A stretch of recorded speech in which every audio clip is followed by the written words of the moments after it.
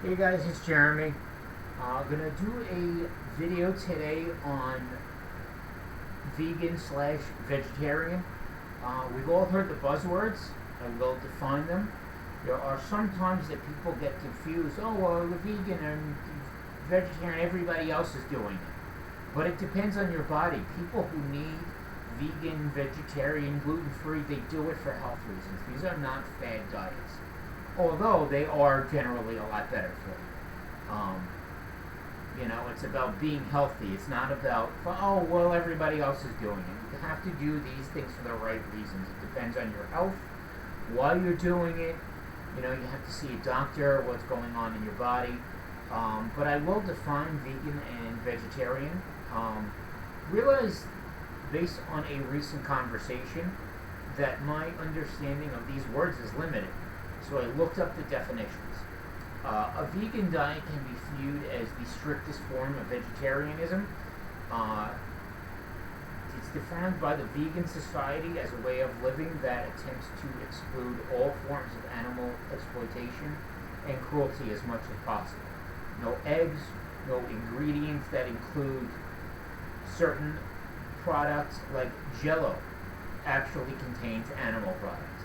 A vegan will look at everything by the FDA is required to include all. You see the nutrient label, ingredients. You see the nutrition label with the vitamins and the fat and cholesterol. Also includes on the bottom it contains this, and this. A vegan will look that up, so will a vegetarian, as I think everybody should, to see what's in your food. And the definition of veganism includes exploitation for food and or any other purpose. Vegetarian, according to the Vegetarian Society, is someone who does not eat any meat, poultry, game, fish, shellfish, or byproducts of animal slaughter. Vegetarian diets can include fruits, vegetables, grains, nuts, seeds. Depending on if you're doing vegetarian or vegan, depends. But vegetarian will include, there are certain levels of vegetarian. Will include, you might have dairy and eggs, depending on the type of diet you follow. The most common types of vegetarians include lacto-ovo vegetarians, vegetarians who avoid all animal flesh, but they do consume dairy and egg products.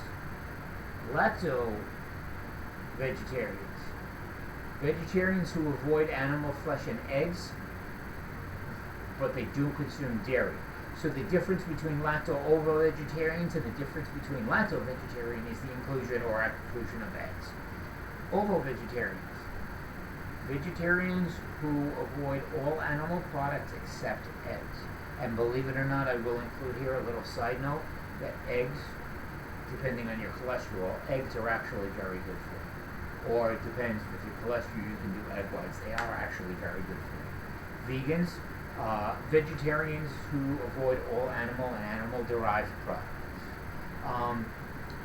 I am going to include a list of foods that you can eat for vegetarian or vegan. Well, side note, those who do not eat meat or poultry but do consume fish are called pescatarians, whereas part-time vegetarians are called flexitarians. Not that it matters. Although sometimes considered vegetarians, pescatarians and flexitarians do eat animal flesh. Therefore, they do not technically fall under the definition of vegetarian.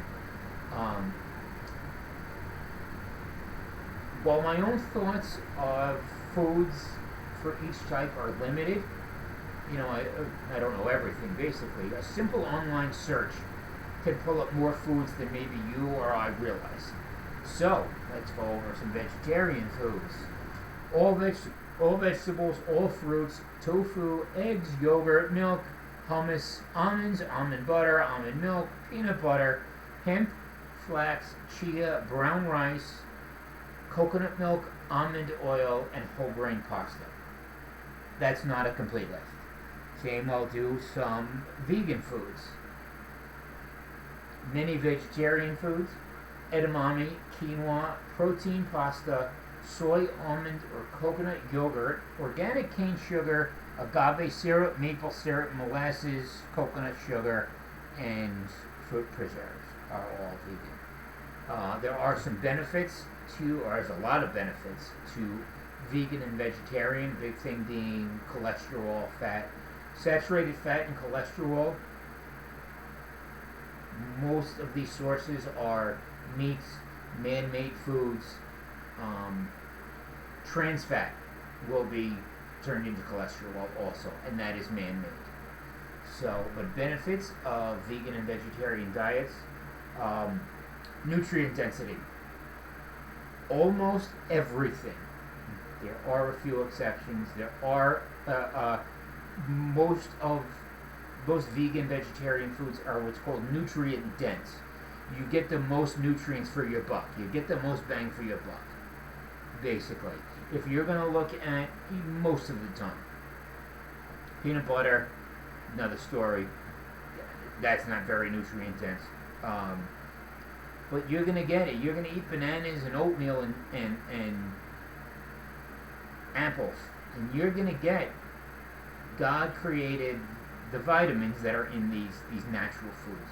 But some benefits, other things, lower in calories by far. Asterisk, you can eat pizza and it's vegan. I'm sorry, not vegan, vegetarian, but that's not low in calories. But generally, lower in calories helps lose weight that way. Lowers blood sugar, which also helps improve kidney function. Lowers risk of cancer. Lowers risk of heart disease. There's less fat, less trans fat, less cholesterol. Higher in unsaturated fats, which help remove cholesterol. It's also higher in omega-3s. Shown to reduce arthritis. Numbers might vary, but studies show a 10% decrease in mortality and a 70% decrease in greenhouse emissions. Look at that, an extra little side benefit.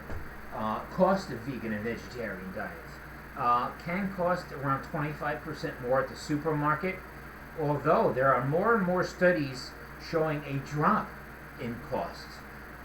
Some studies show a 40% drop. If you're going to go vegan or vegetarian versus what you normally eat, there could be a price difference in your favor.